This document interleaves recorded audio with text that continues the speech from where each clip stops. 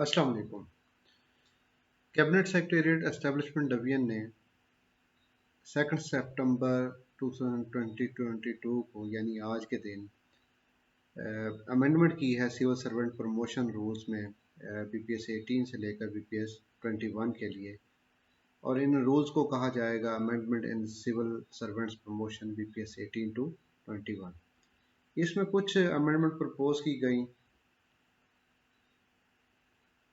ये अमेंडमेंट यहाँ पे एसआरओ के थ्रू पब्लिश भी की गई 5 अगस्त 2022 को पब्लिश की गई। इन अमेंडमेंट के रूल से कुछ माइनर अमेंडमेंट की गई। आपको पता है कि जब भी हम रूल्स की बात करते हैं, रूल्स के अंदर कोई भी चेंजेस करनी हो, फुल स्टॉप, कॉमा, एंड या किसी की ओमिशन करनी हो तो वो थ्रू रूल्स प्रॉपरली आइडेंटिफाई किया जाता है। जैसे कि रूल 2 के अंदर वर्ड एंड जो है ना वो ओमिट कर दिया गया और 2 की क्लास ओ के अंदर सेमी कॉलन लगा के एंड के साथ सब्स्टिट्यूट कर दिया गया और वहाँ पे जो सेंटेंस है वो उसे क्लोज उसका ख़त्म कर दिया गया।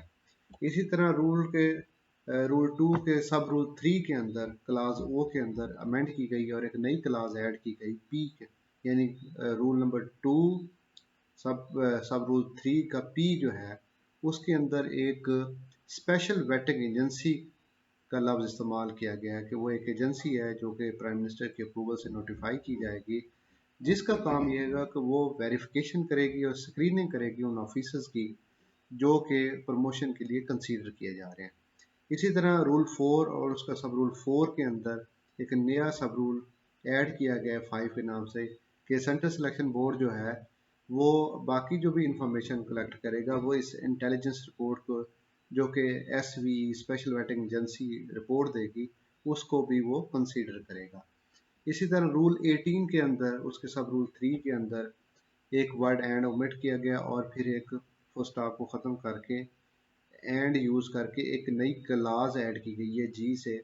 जैसे सेंट्रल सिलेक्शन बोर्ड या डिपार्टमेंट सिलेक्शन बोर्ड जो भी उस केस में प्रमोशन का फोरम होगा तो वो ये सारी जब कंसिड्रेशन कर रहा होगा तो ये ऑब्जेक्टिव असेसमेंट करेगा प्रमोशन होने वाले ऑफिसर्स की। सब्जेक्टिव नहीं होगी बल्कि ऑब्जेक्टिव असेसमेंट फॉर्म होगा, वो टेबलेटेड होगा, उसके अंदर पैरामीटर एट्रीब्यूट्स सेट किए गए हैं जो कि शेड्यूल 4 में हैं।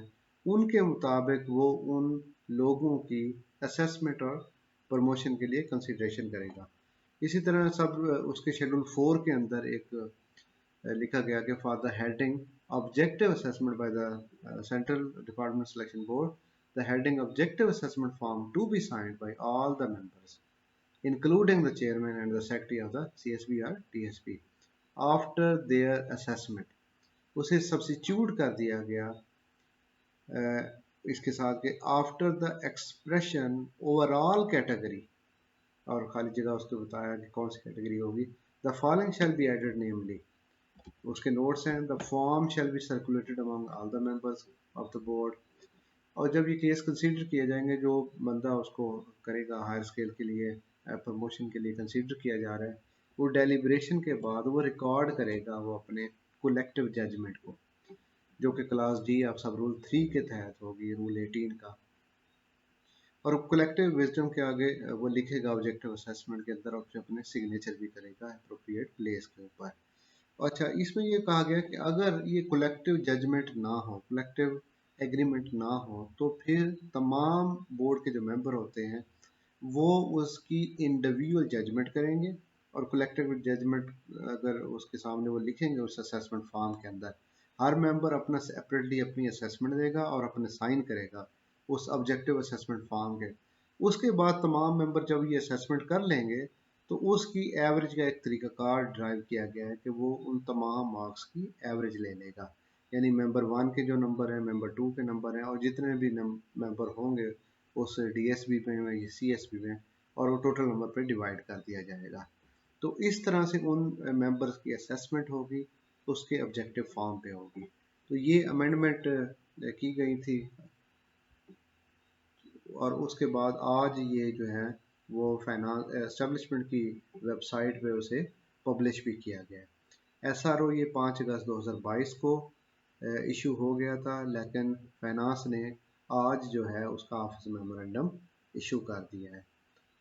Thank you very much for watching. नई जितनी भी डेवलपमेंट आती है तो मैं कोशिश करता हूँ कि आपके साथ वो शेयर करता रहूँ।